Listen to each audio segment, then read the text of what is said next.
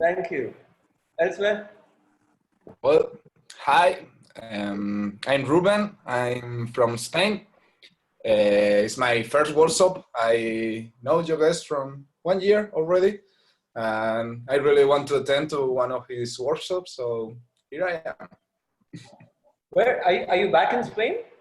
I'm back in Spain. This whole coronavirus stuff made me come back, so I'm in Spain in my parents and taking care about everything. It's getting better. It's getting better. Okay. In Spain, you know, it was totally disaster. Decimated, absolutely. But it's getting better. It's getting better. Okay. Beautiful. Okay. Hi, this is Prajwala logging in from Hyderabad. This is my second workshop, and I think Kai and Rashi attended the first one together. So yeah, looking forward to this one.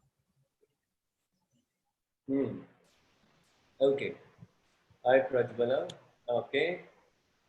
Hello everyone, I'm Rishikesh from Mumbai, and this is my second workshop. The first one I attended was the storytelling workshop, and yeah, it was like I inspired from the Yogesh. So this topic is also like very much relatable. So I have signed up for this.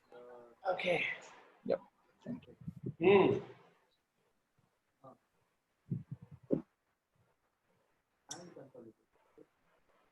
I am Swati, and I did a workshop with Yogesh last week, which was about storytelling, masterclass in storytelling. And last week I was in Kolkata, and yesterday I drove down 800 kilometers to be in Visakhapatnam.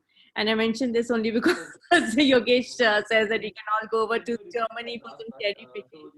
So yeah, anything possible. Really enjoyable work. At the time of meeting one. What? The last week I was in Kolkata. Yeah. But there's also something else, some other voice, no? Two voices. Yeah. Two voices. 1 second. Okay. Yeah.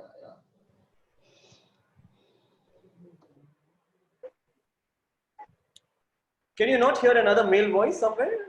Is that just me? Yes. I can also Thank you. I thought it was just in my head. Okay, where is it coming from? Somebody saying yeah, and then yeah, exactly. I guess it was Sri Lekha's by mistake. Okay, no problem. Was it mine? I mean, I'm on mute, just unmuted myself now. Okay. No worries. Thank you, Swati. Sri Lekha, you can go. My name is Sri Lekha Madhav. I'm from Chennai. There's another Chennaiite here, I see. Geeta, is it? Hi. Yeah, so I got to know of this from another colleague friend of mine, and so I attended the masterclass storytelling program last week, and here I am again, very interested to learn more from all of you and Yogesh, of course. Welcome. Hi. Oh, sorry, please go ahead. Okay, thanks. Yeah, hi. Good afternoon, everyone. Yeah, whoever is out of India, I don't know what time it is. So yeah, my name is Mukul, and I got to know about this from a common DevNet group where Ajay Atikala has sent the mail. So yeah, and I'm from Delhi. Welcome, Mukul. Thank you. Hi. Oh, yeah, sorry. Kiran. Yeah, go. Hi, I'm Kiran. I'm from Bangalore, and this is the second workshop I'm attending. I attended last week's workshop on learning to live without fear. Thank you. Okay. Kripali. I'm Kripali. I'm from Ahmedabad, and this is my second workshop. I attended the storytelling workshop last week.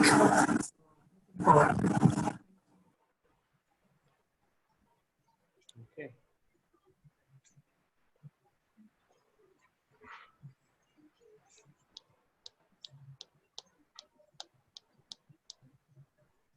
Okay, great. Has everybody had a check-in? Okay, so I think I was remaining. So hi, this is Charu, and I got to know about this workshop through a group, and I'm dialing in from Muradabad in UP, and it's my first workshop. Yeah. Muradabad, did you say? Yeah, right. Wow. Okay. Excellent.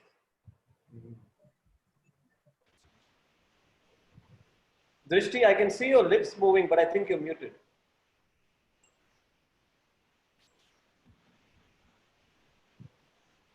And now I think we've lost her. She's here. Can you hear her? I can't hear her. No, we can't. Can't hear her.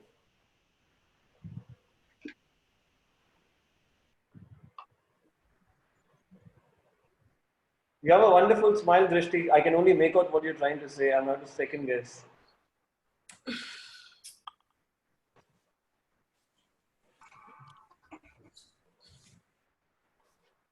No, maybe you want to remove the earphones and speak into the device.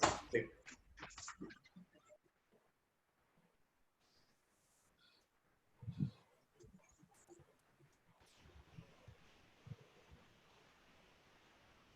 No. Okay, maybe we'll come to you. You can just tell us about yourself on the chat box. Is that okay? And then maybe figure out what's the challenge that you're doing at your end. Okay. Okay. Let's get this started. Yep. Yep. Sure. You know, I don't do very well with some of you, of course, might know this. I'm deeply uncomfortable. I kind of get really uncomfortable when I'm not sure whether everyone is engaged. So the only way I know that you're engaged is if you either shake your head or you say something or do something. So then if I'm, and the idea behind asking you something, it's not just a, it's not the question for the sake of a question. I'm really asking for consensus. I'm asking for your permission to go ahead. Right? So can we get this started? Yeah. Okay, beautiful. Let's go. So not too much by way of preamble. We'll cut to the chase straight away. How do we make decisions? And okay, just some quick bits of housekeeping. I realize that some of us have not attended a workshop. So everyone knows how to raise their hand on Zoom. Can everyone raise their hand on Zoom very quickly? On Zoom, the blue hand. Let's go. On Zoom. Just raise your hand very quickly, please.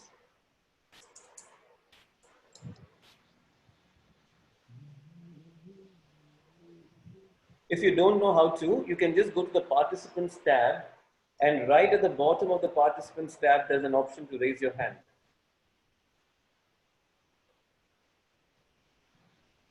Okay, brilliant. You can lower your hand now. Thank you very much. So the idea behind that was that you can choose to interject at any given point of time. Nothing you say would be considered irrelevant, inappropriate, or tangential. And just feel free to say whatever it is that you want to say in that moment. Okay? Whatever you feel called to, inspired to in that moment.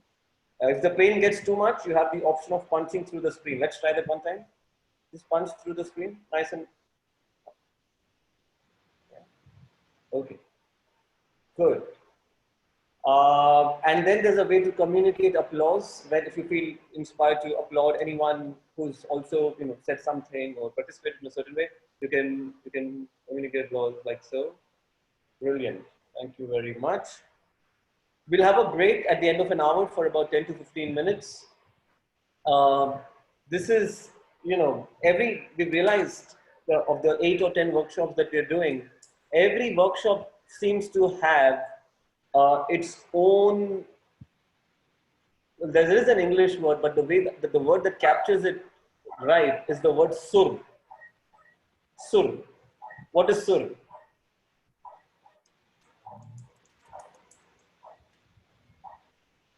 Melody. Melody, yes, okay. Its own note, its own level.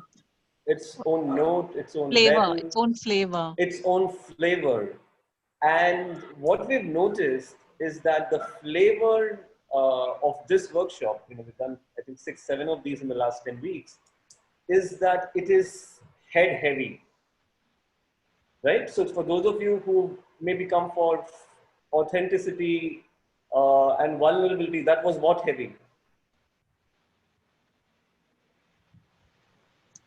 Heart Body heavy. feeling. That was, yeah, in the heart, in the body, lots of experiential thing, watching into, gazing into each other's eyes, touching, kissing, all that you did, right?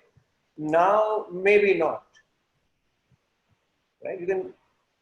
We don't know where this will go. The point is, what I'm trying to give you a heads up about is that this can descend very, very quickly into a headache-inducing conversation if you find that your attention is scattered. Yeah, this can very, very quickly descend into a headache-inducing conversation. And that's because of the nature of the beast, cognitive biases, mental models, etc. So let me just to get an understanding of the room, and I'll give you 3 options and just tell us where you find yourself in this moment. So when we talk about cognitive biases and mental models, how many people in this room are very conversant with the subject, which is to say that your recency bias from your anchor bias to your survivorship bias, your mental models, etc. How many people in the room are very conversant, are fluid with the language of biases, mental models? Just raise your hand so that I know where to pitch this conversation. Okay, great. How many of us are not very fluent, but maybe have read Thinking Fast, Thinking Slow, maybe know Richard Thaler, Nudge, may know about the units, the behavioral science units that different governments have set up, have some working understanding of behavioral sciences? Okay, great, thank you. And how many of us are like, what are you even talking about?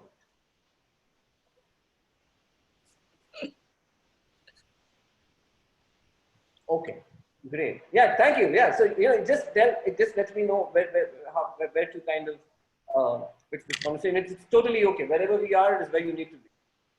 Okay, great. So, question: how do we make decisions? Whenever you want to speak, you can just raise your hand and I'll call your name out and we can go from there. Yeah. How do we make decisions? How do you make decisions? Kiran, your hand is up. Generally, we make decisions using heuristics. That is, that are based on our previous experience, etc., as well as our genetics. We probably create a sort of system. And with that, based on certain events that happen, etc., we react to those events or make decisions based on them, based on these heuristics, generally. Okay. Thank you. Karthik and then Seema. According to me, based on the needs which is to be fulfilled. For that, we make decision, basically. Okay, thank you. Seema? Yeah, so mental makeup, experiences, and sometimes I do make decisions based on intuitions. The energy levels I'm feeling, I do take, decisions based on that. Okay, thank you. Kripali, Rishikesh, and then Darshan.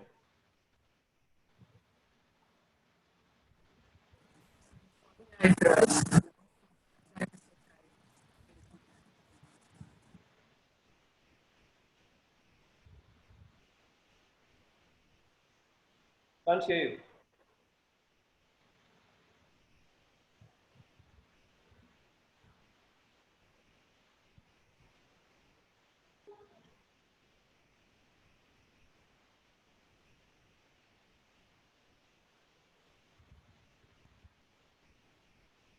I think maybe you have some challenges at your end. Just check. I'll come to you. Rishikesh? Sometimes based on the gut feeling, and sometimes based on the risk, like what is the potential risk or the worst case scenario of it. Okay, thank you. That's Subconscious decision making and sometimes bodily reactions to images and how you feel. right. Thank you. Rashi? I think there are these two sides to like thinking, which is one is like based on rationality and other one is irrationality. And then the sum of the two with an effect of intuitions or potential risks and so on leads to an ultimate decision, at least for me. Sure. So she's not even saying rationality and emotionality, she's saying rationality and irrationality. Right? Yeah, I mean with irrationality, Yeah. I mean the emotional Yeah, side. of course, of course, of course. So here's the deal. Two questions, and I'd like for us, maybe we can actually close our eyes just for a second to have those questions drop in, and then maybe we can respond. The first question is,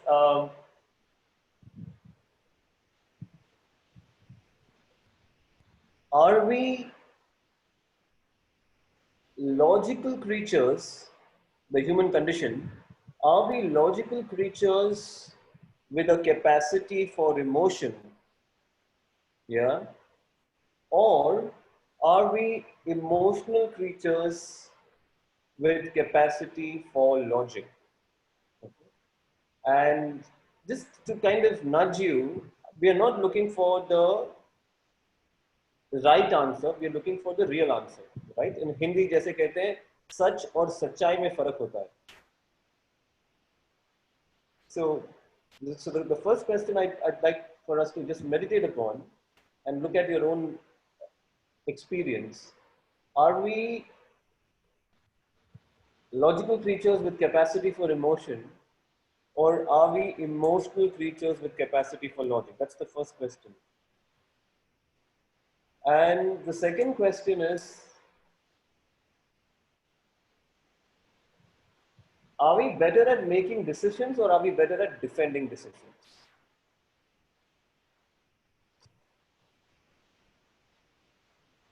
Okay, what is our primary skill at? Is it at making decisions or is it at defending decisions? Okay, just stay, marinate in it for a few seconds.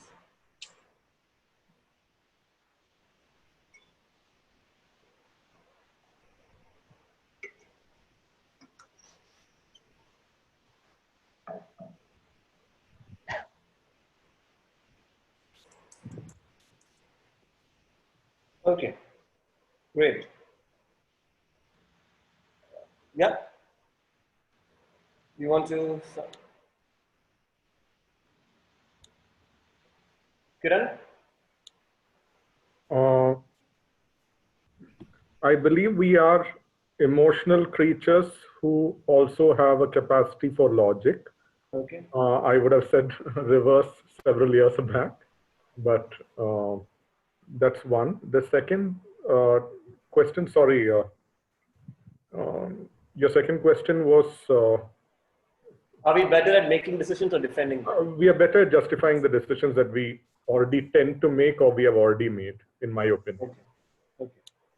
Right. And I noticed you said a few years back, you would have said that you were a logical creature with capacity for emotion. And that is because every time we tell ourselves or we believe that we are emotional creatures with capacity for logic, there's either some voice inside us or a voice outside us that tells us that we are somewhat of a lesser creature to think or believe like that. We are taught to think of ourselves as lesser mortals, right? It's like rationality and logic. It's almost like as if there's a natural hierarchy. Rationality, and like nobody ever says rational mat bano. Everyone says emotional mat bano. Right? So eventually, at some stage, we want to get to a point where we want to ask ourselves the question, this business of emotional creatures with capacity for logic, is it a bug? Is it a bug or is it a feature? Is it a bug or is it a feature? Have we been programmed by evolution to be in a certain way, right? We'll get there. Okay, Rashi, let's go. I think from an evolutionary perspective, we started off as being more rational and less emotional, but over the course of time, it turned, I guess, since like the whole cluster and like group formation took place in evolution and so on. And second question, I also agree with Kiran that I think we more defend decisions rather than take them. Okay. But I think we all have inherently this rational side, which we can practically bring it back, because I think we started off like that and it has changed over time. You're not even a born again rationalist. You are a true blue rationalist. She's like already guarding the झंडा. हम लोग वापस घर वापसी कर सकते हैं. घर जाना है नहीं जाना है पर घर वापसी कर सकते हैं. हिंदू खतरे में है. क्या बात? Okay. Krupali, let's go. Yeah, so I think that we can't hear you, Krupali. We can't hear you. You and Drishti are best friends today. We can't hear both of you. No. Yogesh, I just joined because somebody, Rajkumar is in the waiting room. Is it possible? Do you see him there? Yeah, he is there, but we've been talking for a while. I saw him come in about 5 minutes back. Yeah, so he came at around, I think he was 10 minutes late and he was, should I tell him to join? Yeah. Yeah, I think it might be useful for him to just come in for the next time. Okay, I'll do that. Thank you. Bye. Thank you. Thank you. Okay. So side note, please do be on time. We want to be mindful of everyone's time every day. Thank you. Krupali, is your thing working? Hello. Go ahead. I'm audible now? Yeah, but there's a lot of disturbance. Go ahead. Go ahead. Very, very hard for sense. Yeah, so I think that we make most of the decisions emotionally because most of our decisions are according to what people will think. Okay. The circumstances. It's more about people and about defending our decision or making. Yeah, we defend it much more than we make it because we don't want to, come out as someone who is, who is not thinking and doing it. We always come forward as someone who is right about it. Sure. Thank you. Daya? Yeah, so I think I agree with a couple of the discussions that happened here. So we are basically emotional creatures with the capacity to think logically, I think. Right. And the second part, most of the time we defend a decision. Probably would have taken a decision or we would have got a decision in the process, but we want only confirmation from others to take the decision. Beautiful. Confirmation bias. Okay. So, which brings us to the next question, right? And which is actually an existential question on why this workshop should take place at all. Because sometimes I'm stating it in a very matter-of-factly way. The use case for a workshop such as this does not exist. For public speaking storytelling, there is something at the end of it. For creative thinking, there's something at the end of it. For handling difficult conversations, having difficult conversations, there's something at the end of it. Unfuckwithable as something at the end of it. And sometimes there's an existential crisis about this workshop. And the reason for that is, what is the difference between risk and uncertainty? Okay, we're talking about decision making and being able to make better decisions, right? And we want to first ascertain whether the situation that we find ourselves in every day in life and in the world, are these situations that are defined by risk, or are these situations defined by uncertainty? Okay. Do you think the whole approach is going to be very different whether it is risk or uncertainty? Do you see that? First, before we get into understanding whether this is risk or uncertainty, the whole playbook changes. Is that right? Yeah. So let's understand this. What is the meaning of risk and what is the meaning of uncertainty? This is absolutely central to the conversation. Okay. Let's go. Karthik.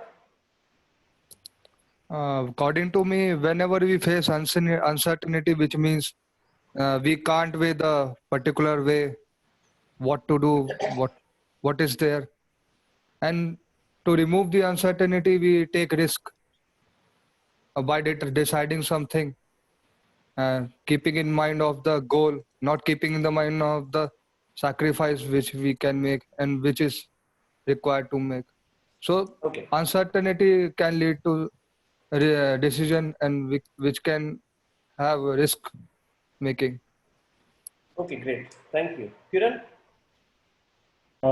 As I understand it, risk denotes a probability of a particular event taking place, whereas in uncertainty, you are unaware of the probabilities that are involved. You are unaware of the probabilities, you are also unaware of the outcomes. Yeah, right. Okay, so is this landing on you? Is this landing on you? With risk, you know what are the possible outcomes and you know what are the possible probabilities. As well. And with uncertainty, you don't know what is the outcome and you don't know what the probability is. Okay, Mukul, let's go. Yeah, so not, I think the earlier answer was a pretty technical. So I think uncertainty for me is, everything. Like, when you're getting up, it's like, it's uncertain what will happen during the day. But the risk is that whatever actions I'm taking, whether I'm analyzing it, whether it is good or I would not use good or bad, but yeah, whether it is beneficial or not beneficial for depending on my next action. So yeah, uncertainty is everywhere. Like that's, I think, the state of mind which is there. This is what I feel. Okay. Okay. Thank you. The reason I'm asking that question is because the world that we live in, is it a risky world? Is it an uncertain world? It's uncertain. It's an It is uncertain. It's an uncertain world. Yeah. Okay. And uncertainty packaged as risk. I repeat, uncertainty packaged as risk is a $6 trillion business. Insurance business. Whether it's insurance, whether it's stock market, several businesses will speak about that. Is that landing on you? Uncertainty packaged and marketed as risk is a $6 trillion business. $6 trillion business. We plan to be $5 trillion as GDP, just to land that number on you. As a country, we plan to be a GDP of 5 trillion 5 years from now. That's how big that number is, a $6 trillion a year business. Okay. And here's an example of it. If you go to a casino in Bangkok or in Las Vegas, if you play Russian roulette, do you have risk there or do you have uncertainty there? Risk. You have risk. You know what your odds are. You know what your odds are. Okay. If you go to the stock market, okay, and if you ask somebody, a stock market trader, a stock market analyst, an investor, whoever, Warren Buffett, for God bless his soul. If you ask him on Monday morning, Warren, why did the price of Microsoft go up? And Warren will be able to give you scientific, legitimate, very, very sound reasoning on why the price of Microsoft went up. Okay. If you ask Warren on Monday morning, Warren, why did the price of Microsoft go down? He will be able to give you scientific, sound, legitimate reasons why the price of Microsoft went down. If you, however, go to him on Sunday night and ask him, Warren, what's going to happen to Microsoft on Monday morning? And if he makes a prediction, Warren will have his backside handed out to him. Warren can afford it. If you act on the basis of it, you will have your backside and front side handed out to you on a platter, and you will have nowhere to hide. Okay? That is because the stock market is not a risk. Is not about risk. Is not about risk. A stock market is about uncertainty. Uncertainty cannot be accounted for. And the greatest difference between risk and uncertainty, with risk, past performance is indicative of future behavior. The rules of the game do not change. With uncertainty, the rules have changed between the time I open my mouth to make the statement. Like there are no rules, basically. There are no rules. Okay. So the first thing we want to know, understand with decision making, and that is why the existential question as to how this workshop can help, is really, prediction is hard, hindsight is not.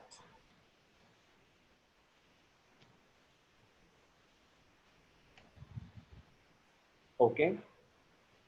Let's say that together one time, please. Could you please repeat that? Yeah. Prediction is hard. What is not? Hindsight is not. Hindsight is not. Let's say that a few times. Prediction is hard. Hindsight is not. A couple more times. Prediction is hard. Prediction is hard. Hindsight is not. Prediction is hard. Prediction is hard. Hindsight is not. Thank you for indulging me. And the reason we want to repeat that is because how many people in this room give ourselves a lot of grief over decisions we made in the past? Just raise your hand. How many people in this room tend to give yourself a lot of grief over decisions that you made as a 10-year-old, as a 20-year-old, as a 25-year-old, yesterday, this morning? How many of you give yourself a lot of grief over the decisions that you made? And what we are saying, what are we saying? In hindsight, once information asymmetry disappears, what is information asymmetry? Perfect knowledge. When there is no information asymmetry, you have perfect knowledge. When you make a decision, do you have perfect knowledge? No. You don't have perfect knowledge. No. But the moment you make a decision, you start acquiring knowledge which takes you towards complete knowledge. Is that true? Yeah. And between the time you make the decision and then you start walking, your mind will start making noises. And will keep telling you, we could have done this, and we could have done that, and we could have done this, and we could have done that, and you give yourself a lot of grief over how, if only you had taken commerce, that kid in commerce who was with you, he landed a job with Facebook, he got $1 million. Oh my God, haath lag gaya par muh na aaya.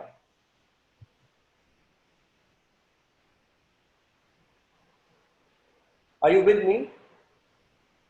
Are you with me? Yes. And the point is, your mind will frame it as a risky situation, but the point is that was also a very uncertain situation. Maybe if you had chosen commerce, you would have gotten run by a truck. You have no idea. Yep. You have no idea, and there's no way to know. There's no way to know, and nobody will ever tell you this, because the day you de-link risk from uncertainty, capitalism will fail. Capitalism as we understand it will fail, will crash on its head.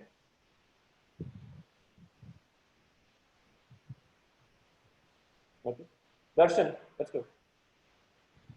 I wanted to understand whether nature is risky or uncertain. The reason is that if we were hunter-gatherers, the climate would be like almost predictable in a year. But with coming to animals, would you call them risky or uncertain? And is it because we are now we do not have that much risk, we have turned uncertainty into risk so that the business thrive? Yeah, so the latter is yes.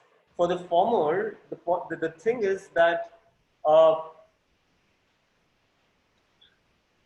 the thing that has defined human evolution in the last 100 years, and definitely in the last 20, is the single greatest characteristic of human evolution, and which has a direct relationship with decision making, is that what has increased? The C word. What has increased? C for communication.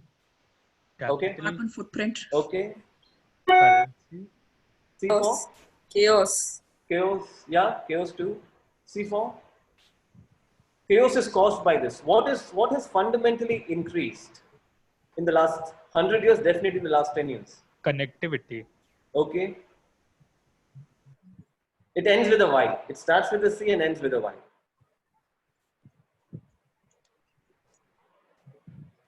And that increases uncertainty.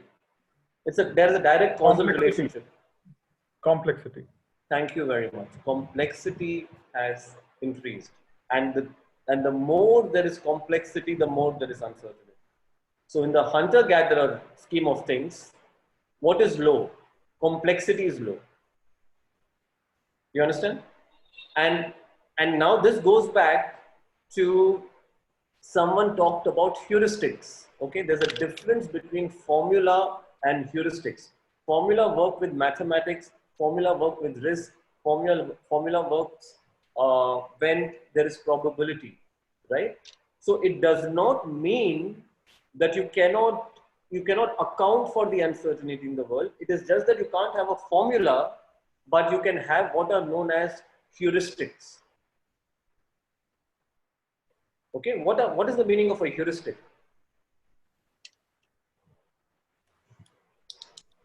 Hands-on or practical? Like Okay, practical applying, what? or like so whatever is theoretical, heuristics is the application of that. I mean, it's a very broad term, I guess. Okay, heuristics is rules of thumb. Okay, I'll give you an example for heuristic. The Pareto principle. The Pareto principle is a great example of a heuristic. How many people know the Pareto principle? Just raise your hand. Okay, so some of us know. What is the Pareto principle, Swati? So 80-20. Hmm.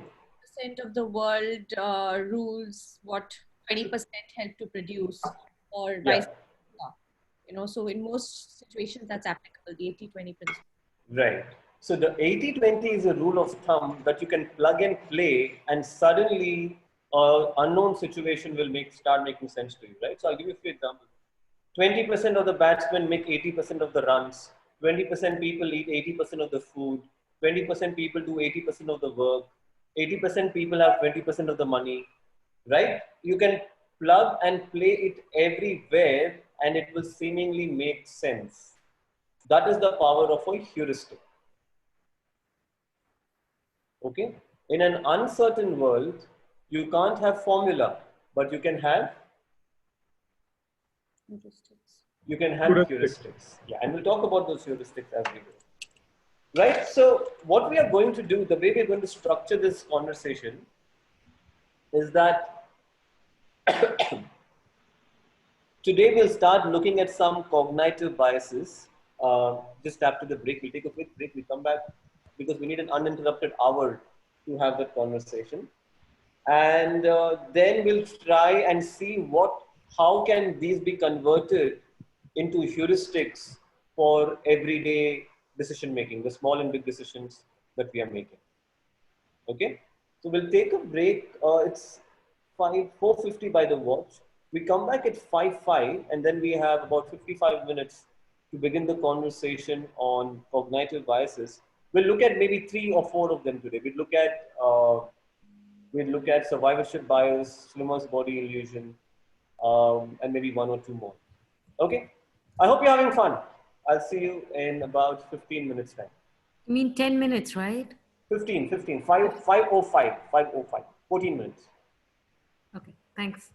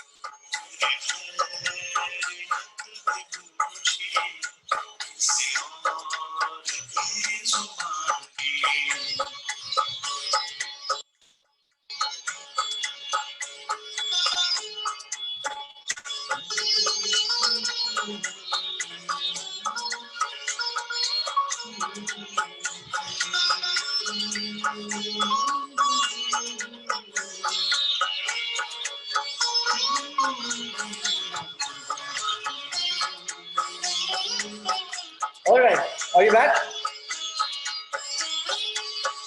All right, come on camera, you guys.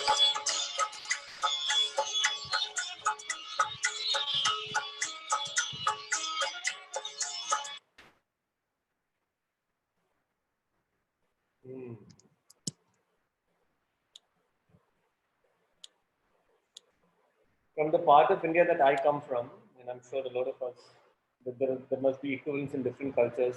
When the bride shows the face for the first time, she is handed some gifts. And a lot of times when I'm asking people, camera pe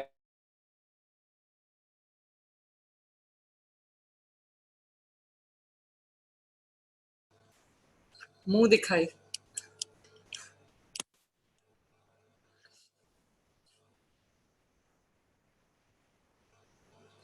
I think we've lost Yogesh.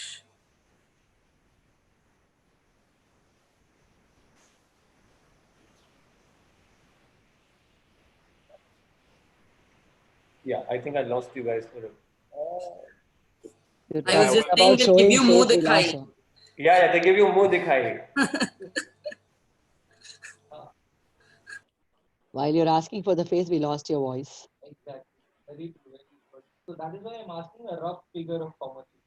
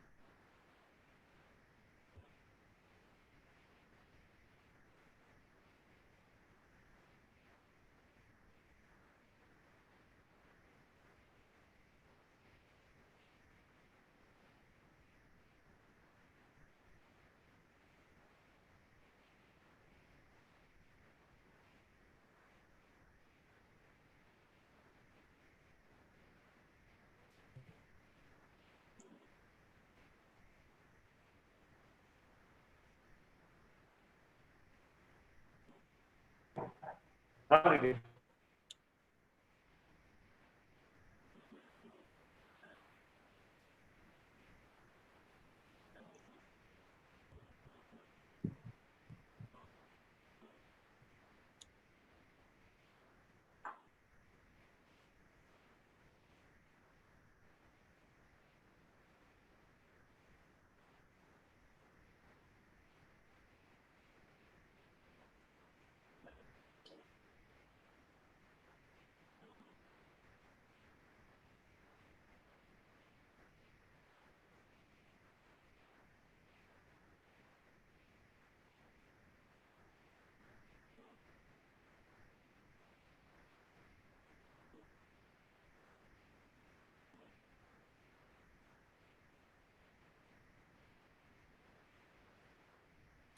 Hear me now?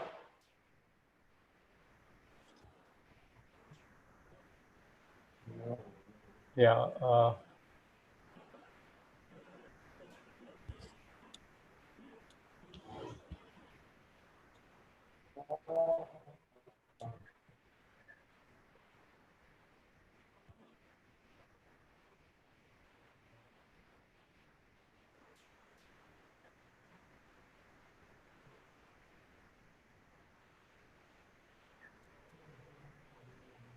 Can't hear Yogesh.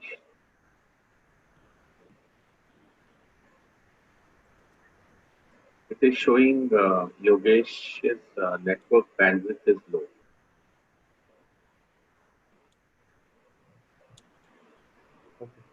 Is it better now? Are you able to hear me? Ah, yes. Okay. Yeah, I think it's just a temporary. The funny thing is, moments before I came back from the break, just moments before I came back from the break, it was coming to me. We've done about 30 of these workshops. So I haven't had an internet connection, a broadband connection ever since the lockdown started, right? I have an Airtel connection. So every single day, we've been tethering all of these workshops, on full video through Geo. So I create a personal hotspot, and then I was thinking we managed to 30 of these workshops on a tethered network, and I was thinking maybe I should write about the fidelity of Geo.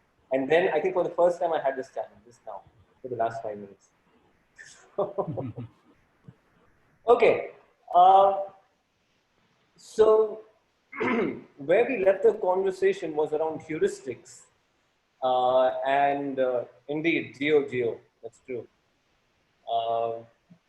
Around heuristics, and I want to share one fairly powerful and straightforward heuristic. It's actually two heuristics, but I'll make it into one, and we'll have a conversation around it. And that is, one of the ways of making better decisions in the medium and long term is to make meta decisions and make fewer decisions. Okay? What is the example of meta decisions? What is the meaning of meta decisions? Fundamental decision, like if Fundamental I am decision. supposed to go to job, then I should just decide that I'll wake up at 6, and then the other decisions might just follow. Or if I'm reducing weight, I should just be conscious about what I'm eating and not actually have a fundamental decision of I shouldn't eat butter or cheese. Okay. So thank you. You will notice that it is much easier to give up on something cold turkey, 100%, than it is to give up on something 70 or 80%.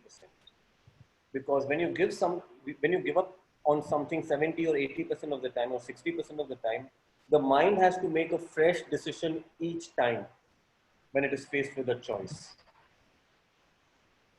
Okay? And also, when you are trying to make a decision or when you're trying to make change a habit, you will also notice that the smaller the change that you're trying to bring, the absolute inch change that you want to bring, the better it is in terms of longevity, in terms of sustainability, and it sets into motion a virtuous cycle. So I'll unpack this for you a little bit. So, the way to understand this is that every morning we are credited with a certain amount of decision-making energy. Okay? And this decision-making energy does not differentiate between deciding what to eat for lunch and deciding what is the new market in which you should take your startup to. The decision-making energy that you use remains exactly the same. That's one. Are you with me? And the second bit is, there is a finite number of optimal decisions that you can make on any given day. Okay? So for instance, sometimes if you have decided what am I going to wear to the gym, what am I going to have for breakfast, Am I going to order lunch from where? By the time you reach office, you already made 7, 8 decisions. You've used up a lot of bandwidth that was available for you. Okay, and you see this in action. You see in how people institutionalize outsourcing of decisions, which is to say, Michael Dell, Barack Obama, Mark Zuckerberg, Steve Jobs. These are some examples of people who wear the same clothes every day. So they don't want to apply even an inch of bandwidth on that decision. I know lots of people who are perfectly okay just eating whatever comes in front of them. Lunch, breakfast, you put anything in front of them, they will eat. There's no problem. Okay? So, making fewer decisions and consciously getting to a place where you can make fewer decisions. Because when you make meta decisions, excuse me, meta decisions kill the need to make micro decisions at every given point in time. So I'll give you an example. Let's say if you're trying to eat healthy, right, and you're cutting down on sugar or something, and if you are 70% at it or 80% at it, you're like, no, I will try moderation. So you'll notice that in the morning when it is presented, let's say as on your breakfast table, there's a dessert jar.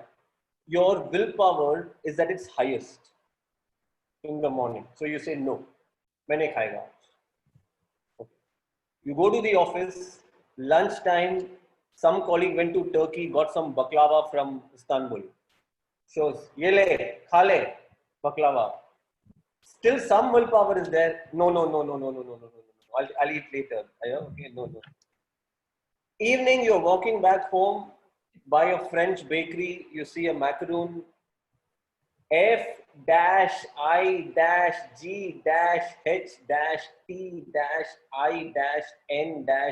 You are fighting with every last bit of bandwidth available. And you say no, you reach home, you open the refrigerator, there is cake from last week lying there. And now you're like, now I deserve this, and you stuff your face silly with that cake. And you end up throwing the baby out with the bathwater. Sounds familiar? Yeah? Netflix नहीं देखेगा, फिर binge watch करेगा. 15 घंटे करेगा. So,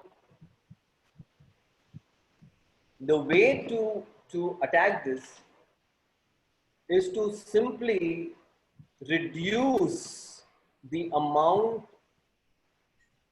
of effort,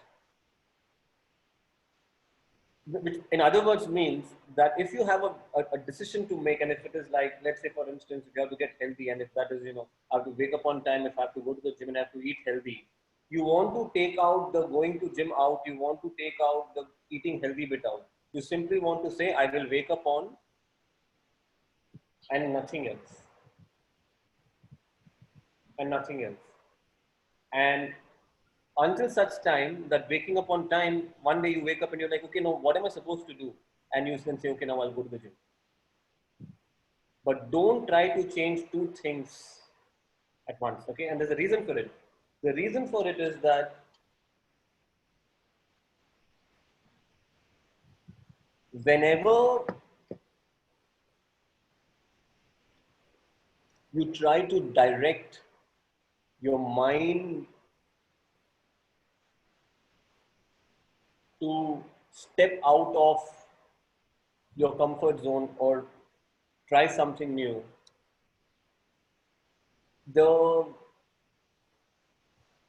it's a strong word, but there's no other word that communicates it. The mind constructs it as an act of violence.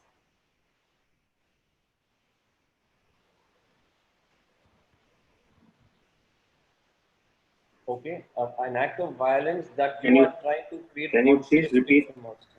Can you please repeat what you said? What should I repeat, Mukul?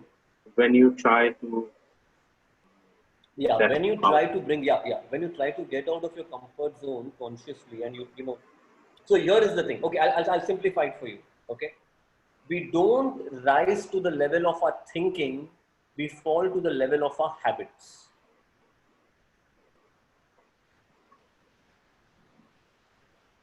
Okay, I repeat that, and maybe you can say it with me. We don't rise to the level of our thinking, we fall to the level of our habits. In other words, we don't rise to the level of our prefrontal cortex, which is here, which is the new brain. We fall to the level of our amygdala, which is the old brain, which is at the back of our head. Okay? Are you with me? This conversation that we are having at the level of prefrontal cortex. हाँ करेगा, ये भी बदल देगा, वो भी बदल देगा, सब कर देगा, फाड़ देगा. But when you are living life, that clarity is sometimes absent.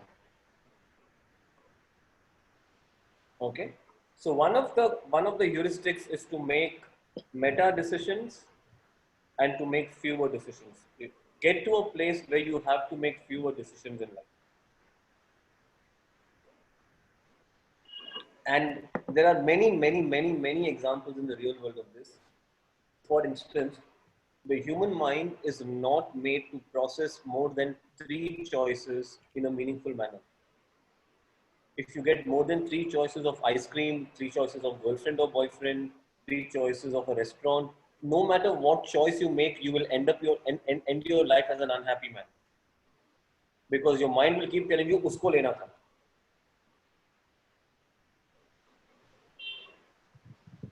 Okay?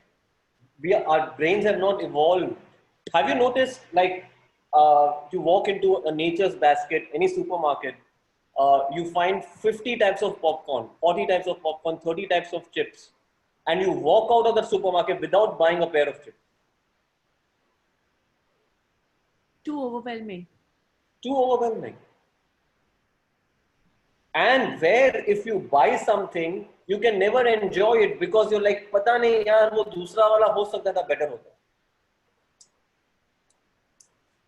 Okay, so the way to do it is to simplify the number of options in front of you and make fewer decisions when you are at it.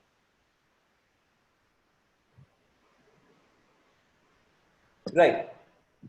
Now we'll get to the fun bit. We've set the context. We'll look at a couple of cognitive biases. Any questions so far? All of this is landing on us so far? Yeah? Yeah? Okay, good.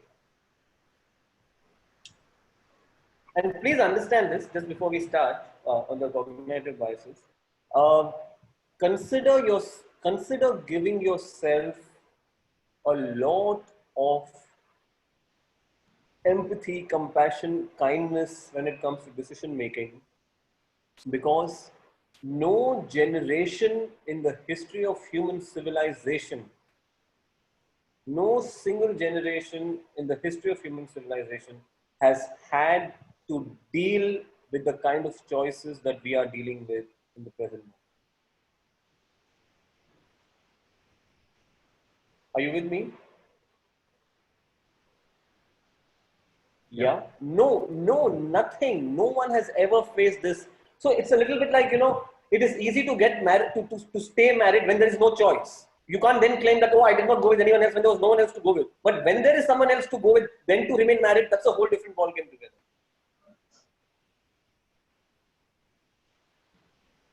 So for a lot of you are laughing. For much of human life, there were no options available. It is easy to say no to money when there is no money on the table. And you'll never get to know what your real views were. You'll say, मेरे को पैसा नहीं चाहिए. पैसा है कहाँ पे नहीं चाहिए के लिए. It's easy to say you can spend your entire life without knowing what your views on something are because you never experienced both sides.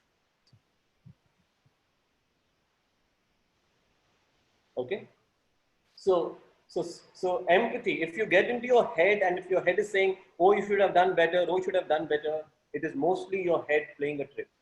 Okay, there are very good reasons why we make the decisions that we do. So that. Okay, let's go to cognitive bias number 1. This is what is known as the survivorship bias. Okay, I'll fire up a screen for you. Give me a second.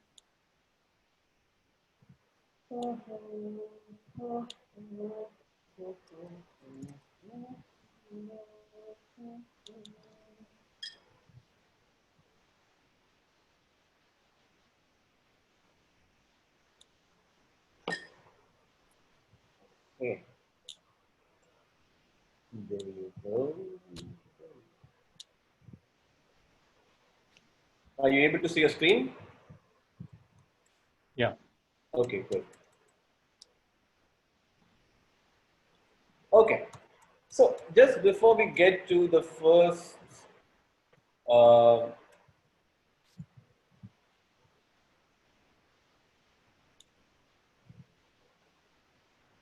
cognitive bias, let's understand what's a cognitive bias first. Okay, so what's a cognitive bias?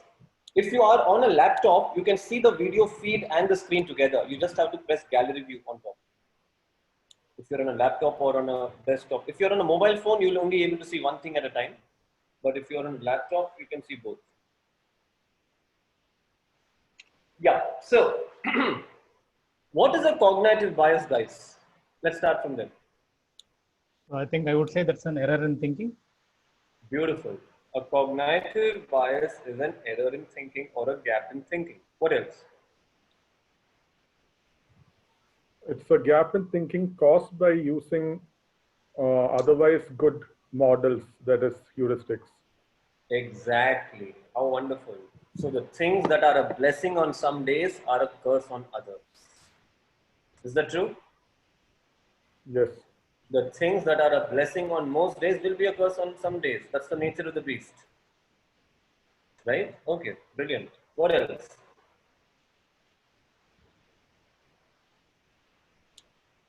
What else? Why do cognitive biases exist? What is the greatest reason for a cognitive bias to exist? Evolution. Okay. I mean, how our bodies have You can, the easiest way to sound the smartest person in the room is to always say evolution. Like you can never go wrong with it. कुछ भी सवाल करो, Abundance. evolution. क्या बोलेगा आदमी? क्या बोलेगा तुमको? But isn't it due Of to course, natural of selection? course, of course. I'm just making light of it. Why do cognitive biases exist? Right on certain day, there's a Abundance, due to abundance. Okay, abundance. Emotion. Because of our Emotions.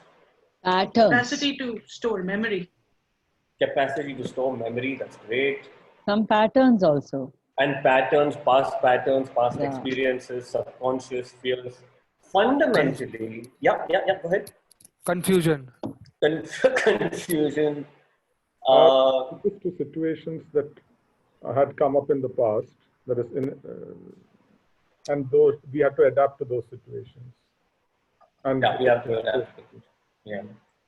Yes, and also consider this cognitive biases because fundamentally human beings are meaning-making machines trying to create meaning where there is none. And that's why cognitive biases are. We're trying to create meaning. Please understand this. Outside of the human condition, there is only information. Inside of the human condition, as some of you have experienced storytelling, we might have discussed, there are stories. So we are the ones who are making up those stories. Okay? Right. So let's look at the first of these, which is known as the survivorship bias. Okay. So what is the survivorship bias? The survivorship bias is the error of identifying, focusing or concentrating on people or things that succeeded or survived to the exclusion of those that did not. we get disproportionately influenced by past success while ignoring previous failures. And absence of proof is not proof of absence. Okay? So let's unpack this. How many of us invest in mutual funds? Raise your hand. Mutual funds. Okay, great. Thank you. And why do we invest in mutual funds? Safer than a stock market? Is what we are told. Right? Okay. Now you don't need to be a mutual fund expert. You don't need to be a stock market expert. But just try following the example that's coming your way. When a Motilal Oswal or a DSP BlackRock or a BNP Paribas, whatever mutual fund you've invested in, when they tell you that this mutual fund has given 20% CAGR, what is CAGR? Compounded annual growth. Compounded annual growth rate for the last 5 years, and you're like, wow, you can already see your Mercedes-Benz parked in your garage 20 years. इधर अभी 1 लाख डालेगा मिल जाएगा, मेरे को नहीं मिलेगा, मेरे बेटे को तो मिल जाएगा. Right? And here's the thing. The mutual fund guy will tell you that this is the fund that is giving you 20%. What he will not tell you is that to begin with, there were 15 funds that were launched, 14 of them did not survive.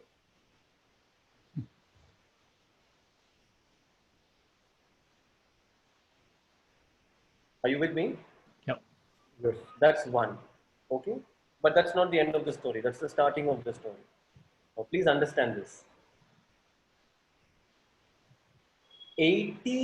Somewhere between 60 to 80% mutual funds, somewhere to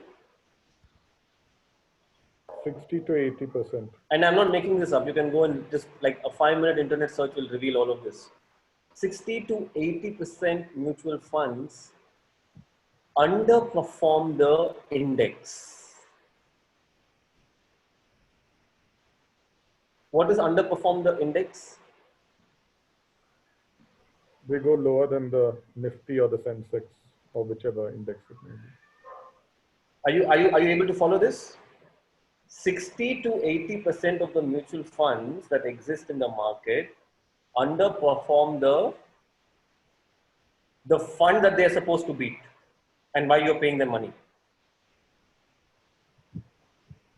Okay? Are you with me? And the 20 to 40% that overperform change every single year. Now calculate the odds of you landing the right product. And you can land the right product only by fluke. If you have more than 3 mutual funds in your portfolio, you are done for. Okay? There is only one thing the mutual fund guarantees. Investment in mutual funds guarantee. That is what? There's only one thing. What is the real feature of a mutual fund? No loss. I'm not sure if you've been told this. No loss. Like it doesn't. Yes, the limit is to the downside, but you will never get the upside by investing in a mutual fund. Yeah, you're reducing your risk basically. You are reducing your risk is a good way of saying that you will never make money, but you will also not lose a lot of money. Okay, so I can talk about my experience. I mean, I'm sure you all invested here and there, but for me, in the last 10 years, my fixed deposits have given me better returns than my mutual funds have. Okay, and nobody will ever tell you this because there's no money to be made out of this. And please understand, there's no one's fault. No one's fault because the stock market is not a risky place. It is a It's a game. But there is no reason why a mutual fund business should exist. It's a heretic thing to say, but there's no reason why a mutual fund business should exist. And that is part of the $6 trillion business where uncertainty is packaged as risk. Are you with me? Are you with me? Are you crying tears already? Not yet. Maybe in a little while. Is it that because of your experience you've developed some bias? I'm just thinking. Yeah, you develop these biases, Seema. Also, it is extremely hard. It is extremely hard to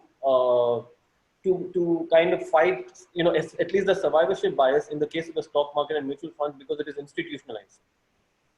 Everyone from the government, from Association for Mutual Funds, your friends, your family, everyone will come into your ear and say, "Arey yaar, tu mutual fund mein kar."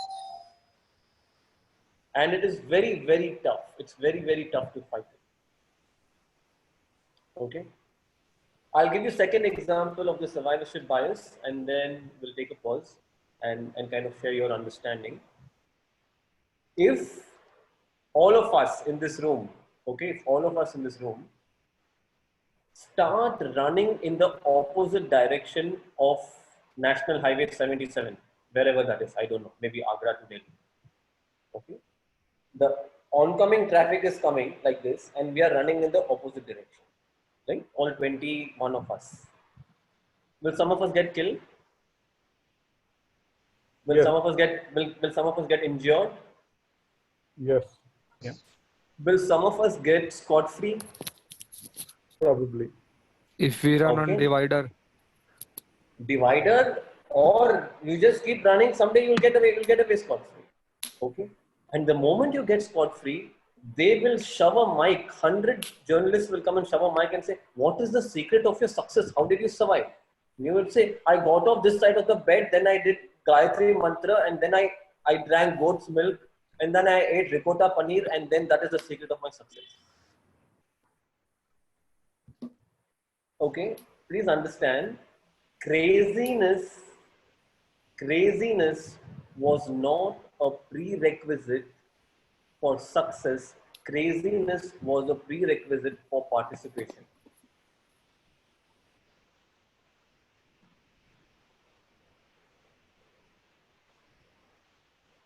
Just let that drop in your head.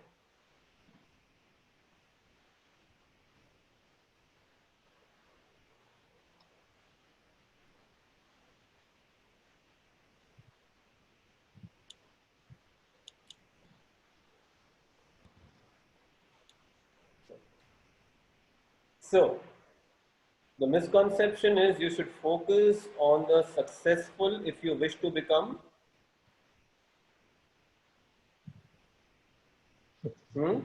Successful. Yes, the truth is when failure becomes invisible, the difference between failure and success may also become invisible. Are you able to follow what is being said there?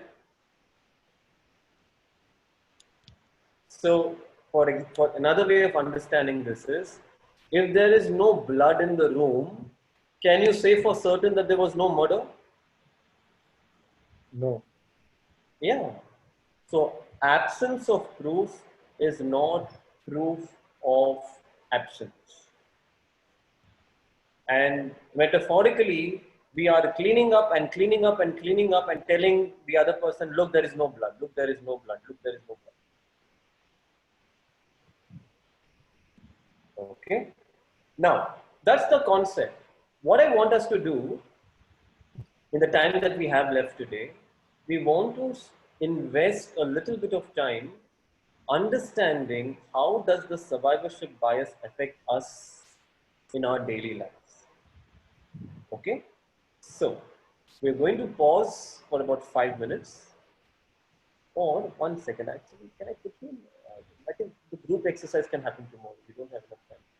Yes, so this is an individual thing. Just pause for a few minutes. We'll pause for 3 to 5 minutes. And what we want to do is develop a practical understanding of what it means. Otherwise, it's just in the head, right? It's just something fancy, you know.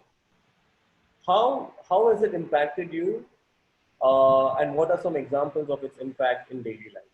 Okay, so 5 minutes. Let's think of this. If you want to use pen and paper to make a few notes, you can do that. We'll resume at 45. 45 when you, yeah, so 42 to 45. Whenever you feel ready, whenever there's something emerging. Yeah, I'm right here.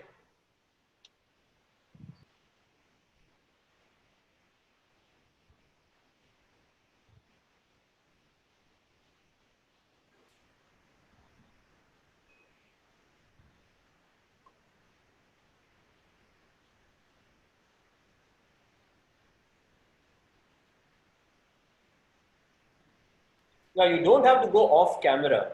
You can stay on camera. This is not a break. You can stay on camera and do what you're doing.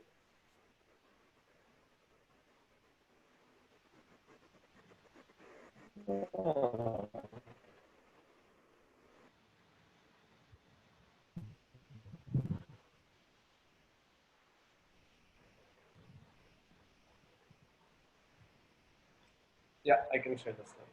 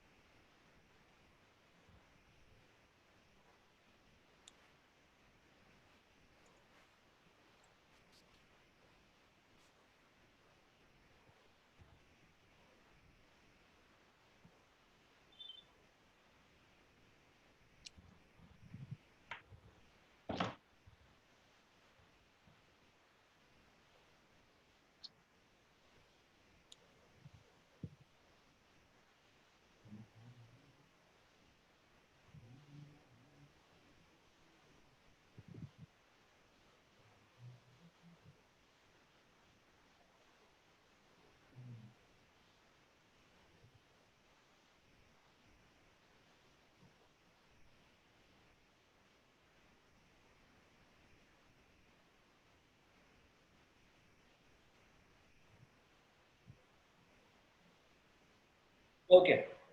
Do we have something? Or you need a couple of more minutes?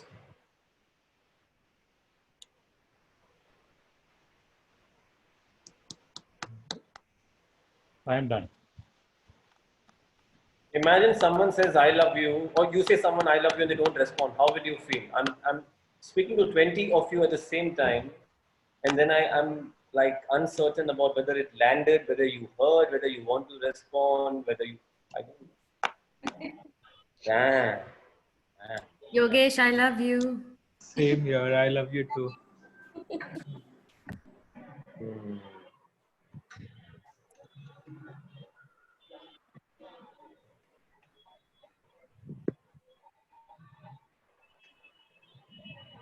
Okay, let's hear it. Some people whoever feels called to share a few examples. Let's go.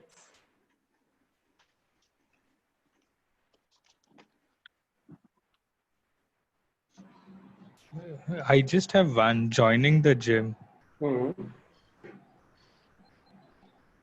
Unpack that. So basically, you take a membership because you see those abs, and that's the survivorship bias where Yeah. you'll eventually get it, and you just pay for it, but you just don't end up going after a few days when you just realize the struggle is real to everyday workout.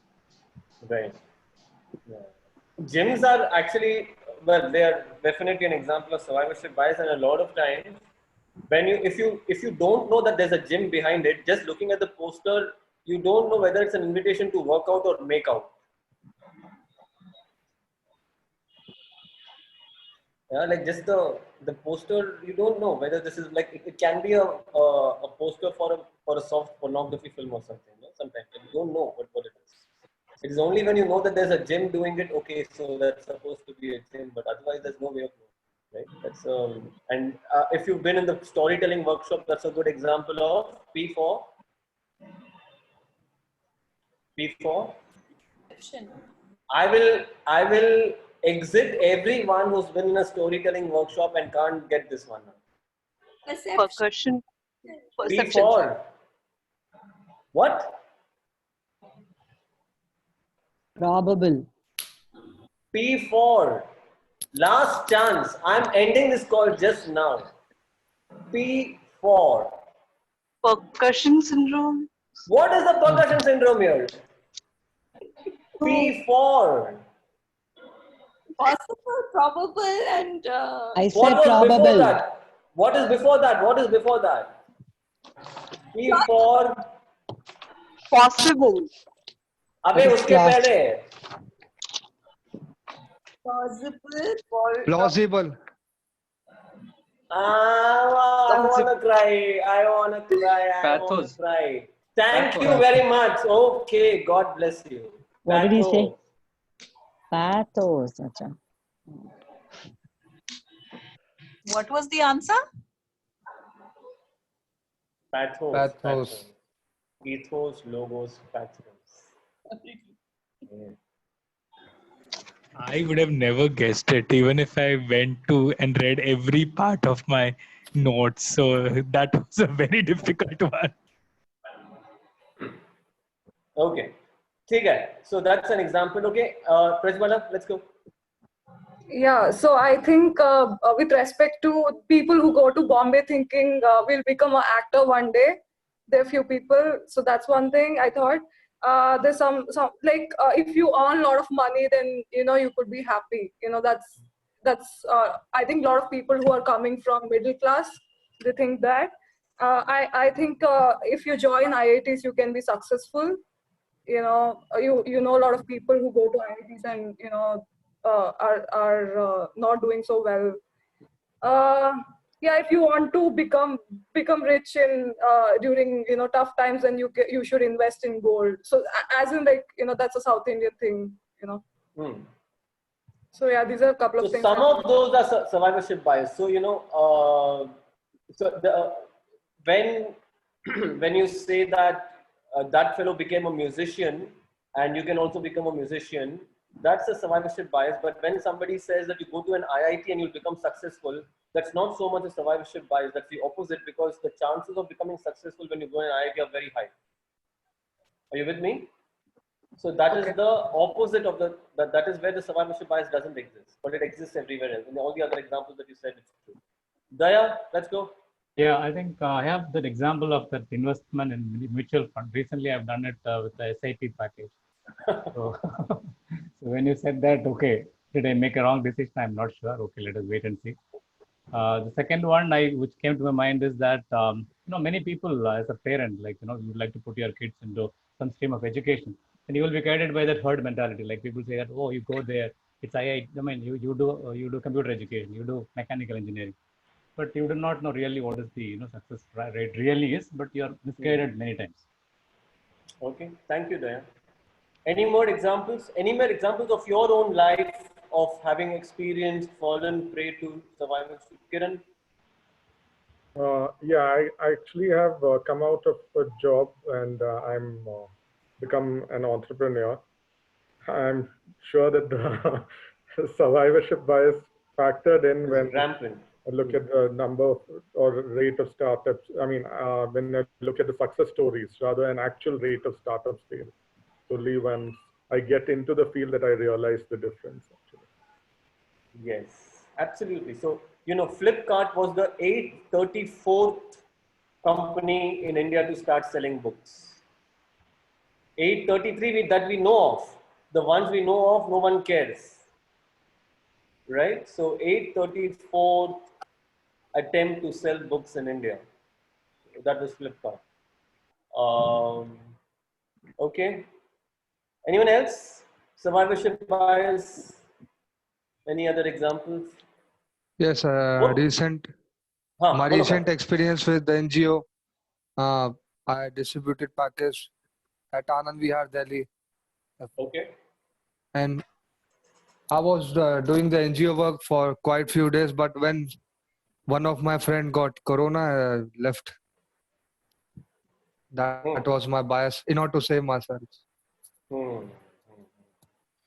what I'm hearing is that although there was maybe a 1 or 2% chance, you kind of overlearned the lesson. Is that what you're saying? Yes. Okay. Okay. So the question around all of this is, how is it useful in our life, right? I mean, you know that there's something called a survivorship bias. How do you use it in your life?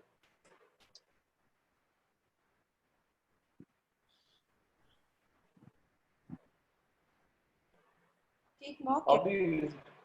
Sorry? more careful decisions. Obviously try and get as much information as possible before you get swayed by the success stories only. Okay, all right, sure. So when somebody is trying to make you feel inadequate by telling you how you could have done A, B, C, D, E, F, right? Then you want to be able to account for survivorship bias, right?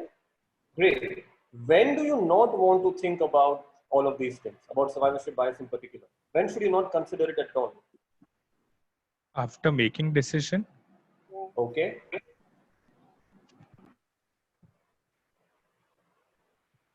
Think about it. When should you not consider a survivorship bias? When you're truly passionate about something? Absolutely. So use this understanding in what are the small d decisions in your life. What is to be invested, what is to be done here and there. The small d decisions, that is the use case of knowing all of these things. Okay? But when you are making the big D decisions in your life, if research says that people from India and Iceland who marry all end up in divorce, you don't want to care about that. For the big D decisions, don't care about survivorship bias. Are you with me? Right? So we'll pause there for today. We'll just quickly go around the room. We have, I think, just about enough time. Let's do a feeling check, how we are feeling about the 2 hours that we spent together. Just get some energy in the room and then we'll wind up. Let's go. Decision making is sounding even more bigger than I thought now. Thank you. Okay, elsewhere?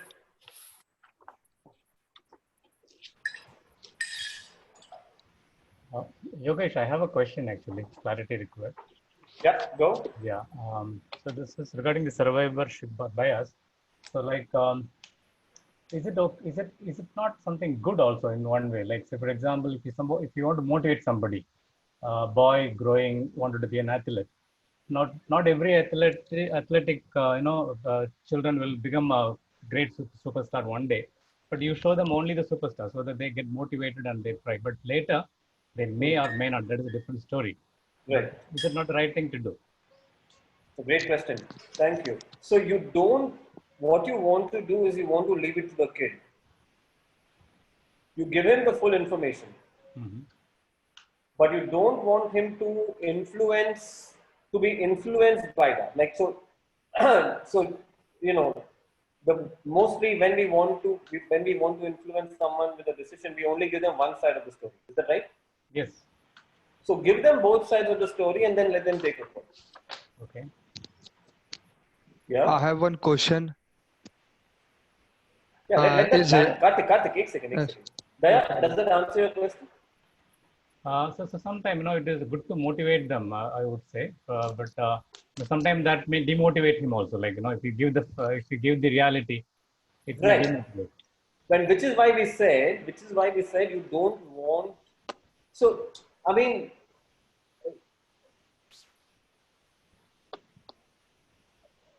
what is life without a little bit of madness?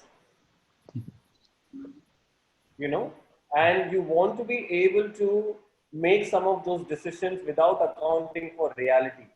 Now, is there a logical reason why you should do that? Logic will tell you that you should not do that at all. Right? And which is why you say, I mean, which is why you say that there is a small D decision and a big D decision. As adults, as fully formed adults who want to make certain kind of decisions in a certain way, absolutely, by all means do that. And yet, if you are influenced by the survivorship bias, you will never be able to do what?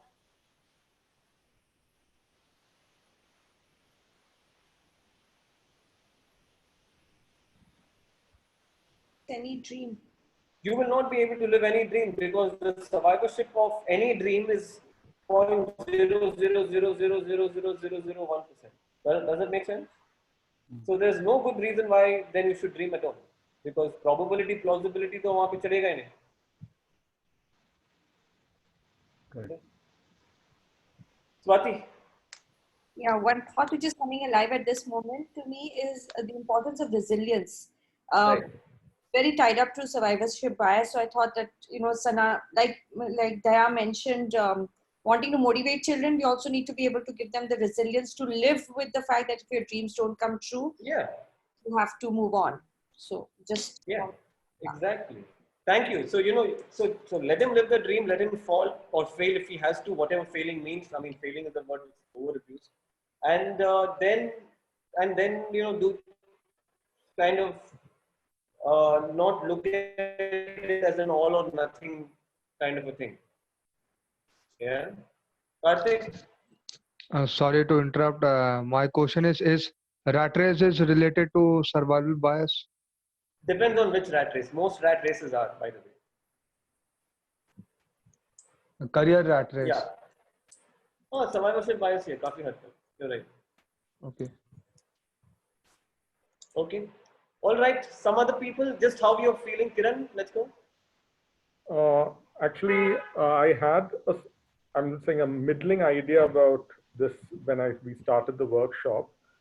More than anything, I think when you put it in context and spoke about the small d decisions and the big D decisions, I can actually see some of my own decisions and why I had made it, because I think I have been not trying to make a lot of decisions, trying to be aware of the cognitive bias, so to speak.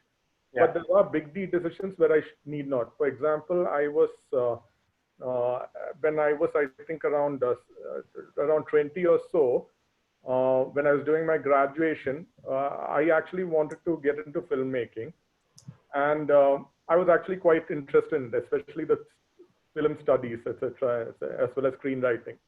But at that point of time, when I spoke to my parents about it, they were actually somewhat supportive. They told me the pros and cons on both sides. And what I did was that I took into consideration, as you said, the survivorship bias, and I took a small d decision when I should have probably taken a big D decision. Of course, I can take that into consideration now when I'm replanning my dreams, etc. Thank you. Absolutely. Absolutely. Absolutely. Yeah. And, you know, just general, we typically tend to be more happy being unhappy on our own terms than the other way around. You know, if I have to fall in the ditch, I want to fall into the ditch on my own terms. Then be in a palace on your terms, because the palace feels like a ditch. And sometimes the ditch feels like a palace, and so on and so forth. Right? Okay. Anyone else? Preeti, we'll finish with you. I'm feeling it's also like in my head questions of what practicality means. So when you say follow your dreams, follow your passions, and what it has to do with practicality and how it ties up with survivor bias. So I'm going to think about this. I'm not clear. It's like confusing in my head right now. Yeah. Sit with it. Thank you. All right. Thank you for playing today. We'll see you tomorrow. Bye-bye. Bye. Bye. Thank you.